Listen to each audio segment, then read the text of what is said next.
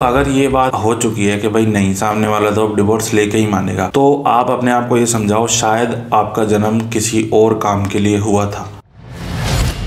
आपने 1 साल खुद को समझने को दिया ना, तो आपको ये बहुत अच्छे से समझ आ जाएगा कि दुनिया का सबसे खराब इंसान मैं ही हूँ। समय कितना भी बुरा आ जाए, आज लोग करते हैं टिट फॉर टैट करते हैं कि भी उसने मेरे साथ बुरा किया, मैं भी उसके साथ बुरा करूंगा। नमस्कार दोस्तों, स्वागत है आपका मेरे YouTube चैनल पर। समय जो चीज है ना, जब बुरा आता है ना तो एक साथ आता है। वो हमारा टेस्टिंग पीरियड होता है। फाइनेंशियल प्रॉब्लम आ गई, उसी टाइम हेल्थ इश्यूज भी आएंगे, उसी टाइम आप लोगों में खटपट भी होगी। उस टाइम अपने आप को स्टेबल रखना बड़ा जरूरी होता है। रख नहीं पाते हम लोग, लेकिन रखना पड़ेगा, बड़ा जरूरी है, नहीं तो फिर दिक्कत हो जाएगी। और इग्नोरेंस और एक्सेप्टेंस का एक बड़ा अच्छा ये है कि एक दूसरे को ना माफ करना सीखना पड़ता है हमको। एक दूसरे को जब तक माफ करना नहीं सीखेंगे, जब तक कुछ नहीं हो सकता। हम शीशे के आगे कितना खड़े होते हैं, पूरे दिन में 1 मिनट 2 मिनट खड़े हो गए, पूरी लाइफ में कितना खड़े हुए। क्योंकि जिस दिन हम खुद को समझने में जाएंगे ना, उस दिन हम ये मान लो आपने 1 साल खुद को समझने को दिया ना, तो आपको ये बहुत अच्छे से समझ आ जाएगा कि दुनिया का सबसे खराब इंसान मैं ही हूँ। चाहे आपसे खराब कोई भी हो, शराबी जुआरी कोई भी है, लेकिन आपको ऐसा महसूस हो जाएगा कि खराब इंसान अगर कोई है तो मैं हूँ। इसलिए ऐसा करना नहीं है, वरना डिप्रेशन में चले जाओगे, क्योंकि गलतियां सब करते हैं। इग्नोरेंस और एक्सेप्टेंस वाले मेथड से आप ये सीख सकते हो कि एक तो माफ करो, क्योंकि लोगों के अफेयर भी हो जाते हैं, लेकिन फिर भी लोग माफ कर देते हैं एक दूसरे को। ऐसा है, आपकी जिंदगी में तो कोई छोटी मोटी समस्या आई होगी। अगर आप डिवोर्स लेते हो तो बड़ी गड़बड़ है भाई। डिवोर्स तो बड़ी खतरनाक चीज है। मैंने आपको बता दिया ना, 7 जन्म है। अगर आप भगवान के सामने किसी चीज की प्लेज ले रहे हो और बाद में उसको खराब कर देते हो, तो भगवान आप पे ध्यान नहीं देगा, और ये बड़ी समस्या वाली बात है। समय कितना भी बुरा आ जाए, आज लोग करते हैं टिट फॉर टैट करते हैं कि भी उसने मेरे साथ बुरा किया, मैं भी उसके साथ बुरा करूंगा। लेकिन आपको ऐसा नहीं करना है। हमेशा ये याद रखना है, सामने वाला कुछ भी करे, मैं वही करूंगा जो ठीक है। समझ रहे हो? जैसे मैंने एक वीडियो में करी है दिलजीत की बात।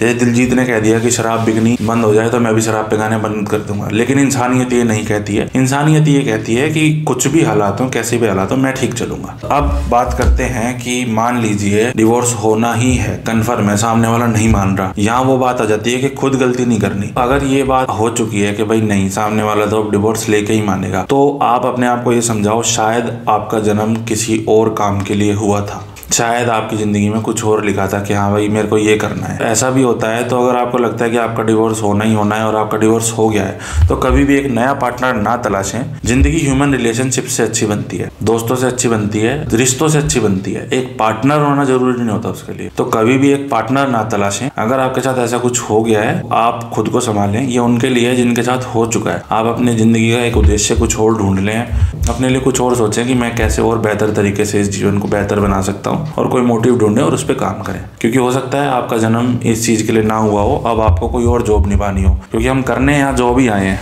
कुछ बातें यहाँ मैं आपको कह देना चाहता हूँ कि समय कितना भी बुरा आ जाए, आपको ये याद रखना है, समस्या कितनी भी बड़ी हो, उसका समाधान जरूर होता है। सबसे पहली बात तो ये, कोई भी समस्या हो, ऐसा टाइम जरूर आएगा, लाइफ में सबके साथ आता है, जब आपका दिमाग काम नहीं करेगा। उस टाइम असल में हमारी बॉडी के साथ क्या हो रहा है, एनर्जी आनी और जानी बहुत फास्ट हो जाती है। नेगेटिव एनर्जी आ रही है, जा रही है, पॉजिटिव आ रही है, जा रही है। तो ये जो एनर्जी आती है ना, ये दिमाग में रुक ही नहीं रही है। समझ रहे हो? जब हम कुछ गलत करते हैं, जैसे जो क्रिमिनल्स हैं कुछ गलत करते हैं, इसका मतलब इनके दिमाग में, इनके सोच विचारों में नेगेटिव एनर्जी भरी है, और अच्छे काम करने वाले के पॉजिटिव। लेकिन जब हमारा दिमाग काम करना बंद कर रहा है सब कुछ साइंस ही ना, तो इसका मतलब एनर्जी बहुत तेज आदान प्रदान कर रही है, लाइफ में उथल पुथल चल रही है। तो उस उथल पुथल के समय में आपको खुद को संभालना है। तीसरी बात ये कि आपने देखा होगा, जब हम पहाड़ चढ़ता है, कोई इंसान देखा आपने पहाड़ चढ़ते हुए, तो क्या वो जिस भी पत्थर पे हाथ रखता है वो पत्थर जमा हुआ ही होता है? होता क्या है कि जब हम पत्थर चढ़ रहे हैं तो कोई ना कोई पत्थर हिला होता है और एकदम से नीचे आ जाता है हाथ, फिर हम चढ़ते हैं, फिर हिलता है, फिर थोड़ा नीचे आ जाते हैं। लेकिन जब हम चढ़ जाएंगे ना उस पहाड़ को, जब देखना, बैठो लेटो, फिर उसके बाद ऐसे